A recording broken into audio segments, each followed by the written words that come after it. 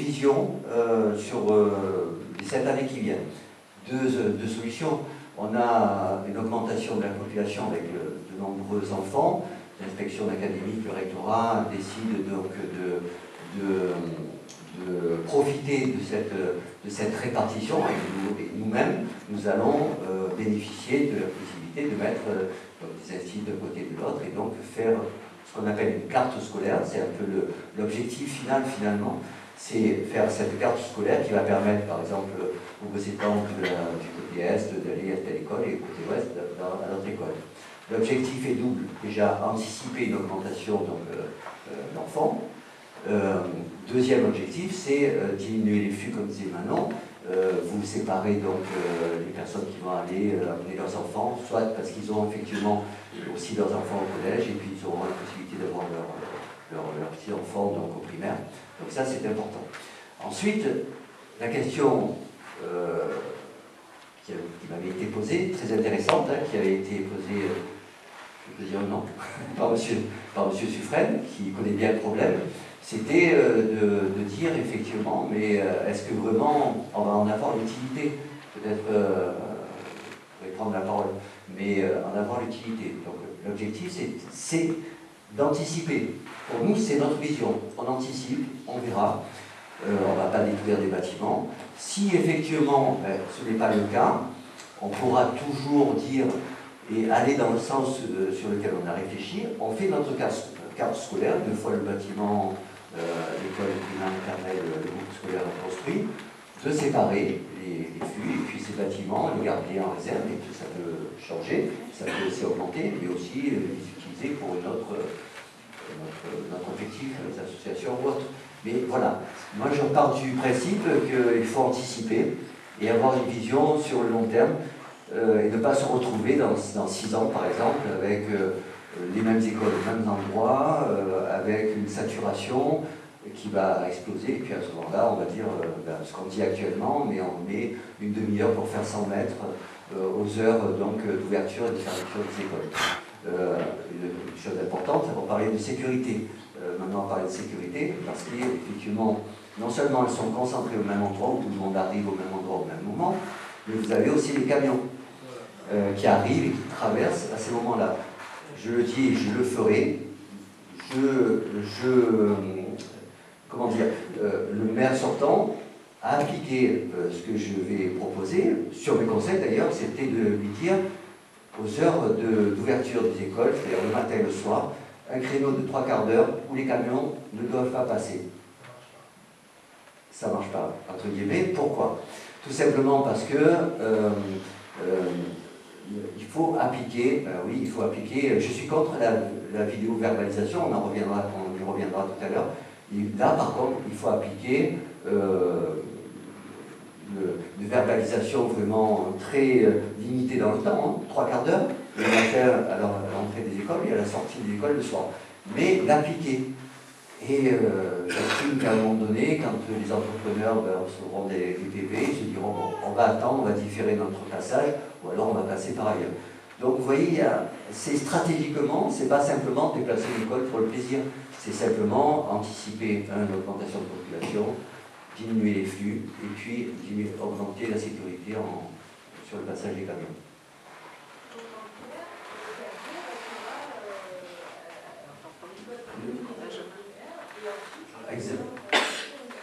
La question porte sur la localisation de l'école Gavot, qui restera.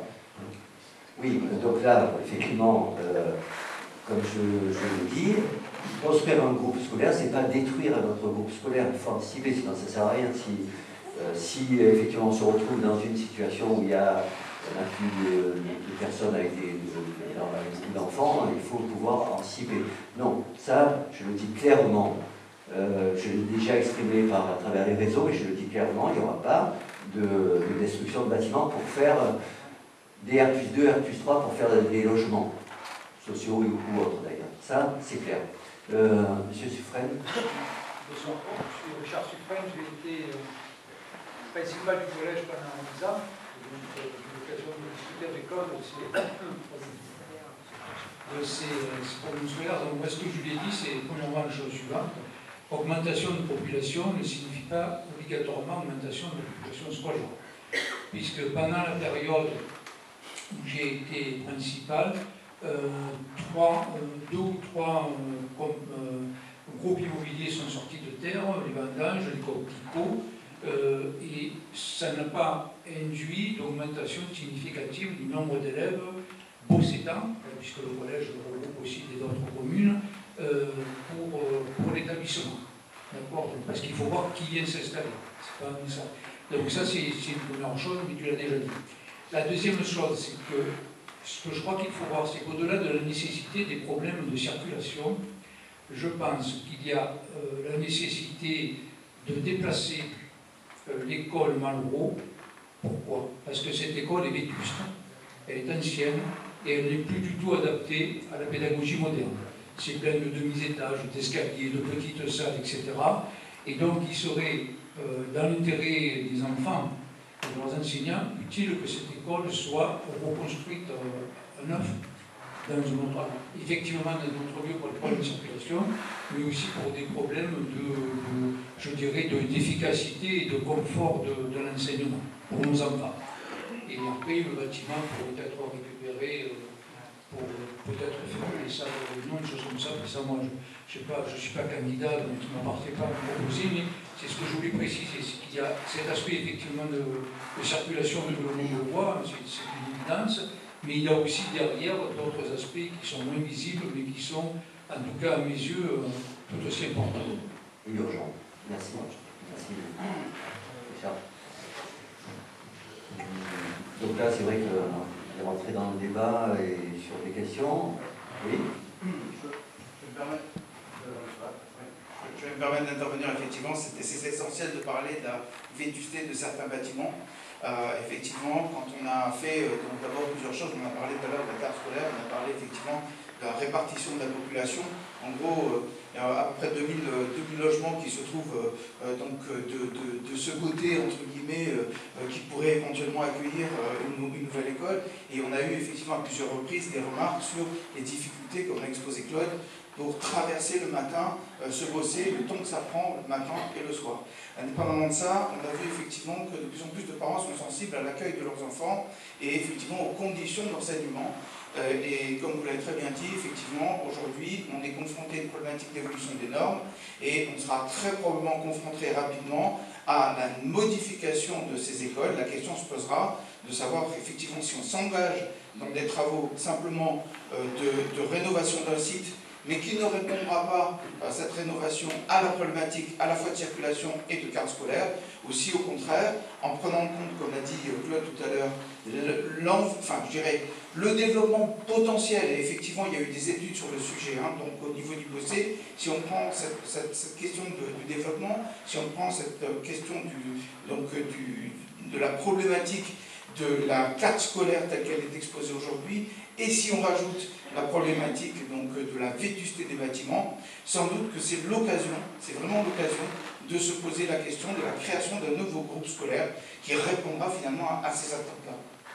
Merci, merci Bruno. Bruno sera mon adjoint à l'urbanisme, donc il a bien planché, il connaît bien les problèmes. Oui, il y a une question. Oui. Merci. Par rapport au Malraux, si donc on se lance dans une rénovation de ces bâtiments, qu'est-ce qu'on va avoir en place? L'objectif, comme je le disais, c'est déjà d'avoir un groupe scolaire aux normes, neuf. Après, votre question, elle sous-tend le devenir du bâtiment, c'est ça? C'est ça. Voilà, tout à fait. Le devenir du bâtiment, ça va être déjà d'avoir une réserve potentielle si jamais il y a une augmentation de fréquentation d'habitants, voire d'enfants, et d'un autre côté, d'avoir des objectifs pour des associations ou autres. On manque de locaux, je peux vous le dire. Au BOCÉ, on a plus de 150 associations, et toutes les associations, je suis intéressé pour le savoir, on se bat pour, puisque je suis aussi lycée, on se bat pour avoir des locaux, pour avoir des lieux, pour faire épanouir toutes ces associations. Oui, clairement, moi vraiment, le le souci, c'est de savoir effectivement en termes d'urbanisme et de construction, si on pouvait se retrouver avec des immeubles comme ça avait été... Comme ça avait été le choix. Donc non, notre choix, il est clair. Hein. Il est clair. Bon, déjà, là, je fais une aparté sur le PLU, puisque ça va être notre principale préoccupation hein, dès notre arrivée. Le PLU, nous, c'est immédiatement un moratoire avec des zones de préemption qui ont été imposées. On va... Travers Saint-Étienne, travers Saint-Étienne, le quartier Daudet, la Davie, puis bien d'autres. On fait un moratoire. Donc à ce moment-là, on supprime ces préemptions, parce que ces préemptions, il faut le savoir, c'est le maire les a mis en place par un objectif bien simple, c'est faire du R+2, R+3, voire un peu plus, pour pouvoir faire essentiellement des logements sociaux. Donc, attention, je ne suis pas contre les logements sociaux. Comme le maire un jour m'avait interpellé en me disant, vous, monsieur Halimi, vous ne voulez pas des logements sociaux, vous êtes là pour... Vous voulez payer les pénalités, c'est tout ce qui vous intéresse. Non, non, pas du tout. Là, je réponds, j'en profite pour éclairer notre position. Les logements sociaux, on a une carence. On le sait, cette carence, elle n'est pas d'hier. Hein. Elle est depuis la loi Allure, donc ça fait 30 ans hein, qu'on sait que la loi nous impose 25% de logements sociaux par rapport à la population. Et il y a eu un énorme retard. Tout simplement parce que ce n'était pas dans la philosophie qu'il y a 25 ans. Aujourd'hui, on évolue, et on évolue dans le bon sens, parce que les logements sociaux, on en a besoin pour les beaux-étangs, nos jeunes, pour les couples, pour les familles monoparentales, on a besoin, il y a une demande. Mais il n'y a pas une demande, il y a une fausse idée qui a été mise dans ce mandat en disant il nous faut plus de 700 logements sociaux parce qu'on est en carence. Mais c'est une fausse idée. Aujourd'hui, il y a à peu près 300 demandes, 350 demandes en mairie de logements. À ce moment-là, voilà, on ne va pas faire tout ce qu'il nous faut, déjà, premier point. Deuxième point, nous, on n'est pas pour les logements 100% social. Moi, je suis attaché à la mixité sociale, c'est-à-dire que ces logements sociaux, on en a besoin pour loger nos beaux-étangs, nos jeunes beaux-étangs, comme je viens de le dire, mais je suis vraiment attaché à la mixité sociale.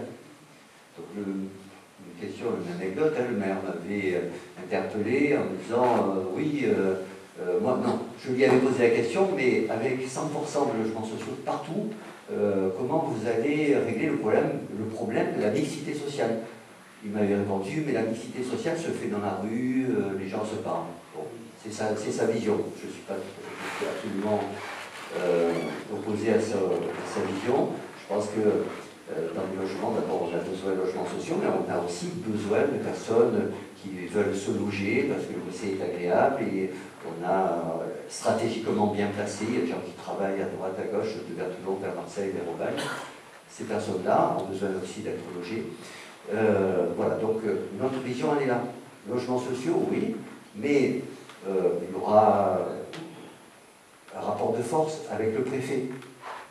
C'est comme ça que ça se passe, parce qu'il ne faut pas oublier que le préfet peut, du jour au lendemain, dire moi ça va pas assez vite, je préempte et je fais les logements sociaux, et puis voilà.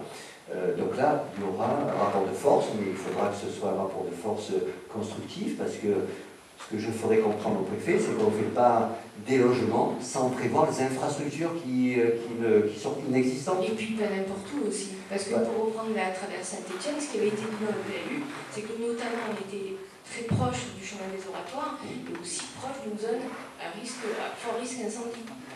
Rien n'a été récupéré comme argument pour justement aller contre cette préemption. Alors nous, sur le PLU existant, on ne va pas tout jeter, hein. Il y a des choses très importantes, très constructives, le PLU.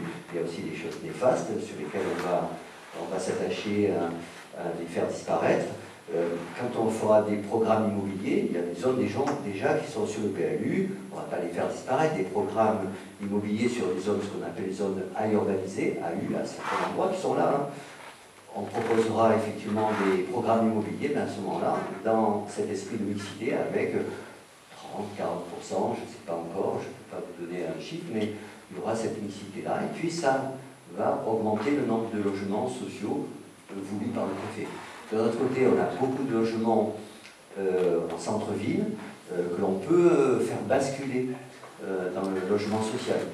Et puis surtout, ce que je disais en préambule, c'est les logements sociaux, c'est plus comme avant. Je dirais, il y a eu une évolution. Maintenant, il y a une accession aussi aux logements sociaux, une possibilité d'accéder avec des baux donc, qui permettent de construire et de louer le terrain sur lequel il est construit, donc dans l'achat et l'accession à la propriété de ces logements sociaux. Et là, je peux vous dire que ça va être notre... Ça va, il y a un téléphone là, je ne sais pas qui. Il y a... Ouais. Il y a une petite chanson. Voilà, donc logements sociaux, ça c'est important. Je voulais insister sur le fait, on veut aussi, raisonnablement. Effectivement, quand le maire me dit oui, mais vous voulez payer, vous êtes pour la pénalité. Je dis non, je ne suis pas pour la pénalité, hein, c'est sur le budget de fonctionnement, c'est 400 000 € à peu près. 2,5% du budget global, c'est pas rien non plus, il ne faut pas négliger, mais on prendra le temps. Et si effectivement, pendant encore quelques années, on paye pas assez les pénalités, notre objectif c'est de les diminuer, de les progressivement. Oui, M. Suffren. L'argent par rapport aux logements sociaux, il y a un aspect qui n'est jamais évoqué. Ce qu'on dit, il y aura moins de pénalités, donc ça coûtera moins cher à la commune. Sauf que il n'y a plus qu'un seul impôt local qui est la taxe foncière, qui est payée par les propriétaires. Par nature, les occupants de logements sociaux sont des locataires. Donc, ils ne payent aucun impôt local. Mais par contre, puisqu'il y a plus de monde, ça génère nécessairement plus de charges pour la commune. Ramassage des ordures ménagères, entretien des routes. On a parlé tout à l'heure des écoles, places supplémentaires, donc paiement des personnes qui dépendent de la commune, etc., etc.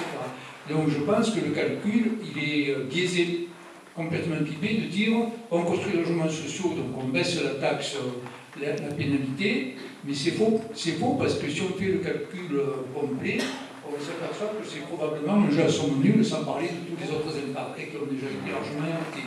Mais ce point-là est rarement cité. Pourtant, depuis la réforme de la suppression de la taxe d'habitation pour payer tout le monde, donc y compris les locataires, il y a, et toutes les communes le savent, il y a une perte de recettes fiscales qui devait être compensée, mais qui bien entendu n'a pas été importante. Donc ça génère des charges supplémentaires en termes strictement financiers pour la commune.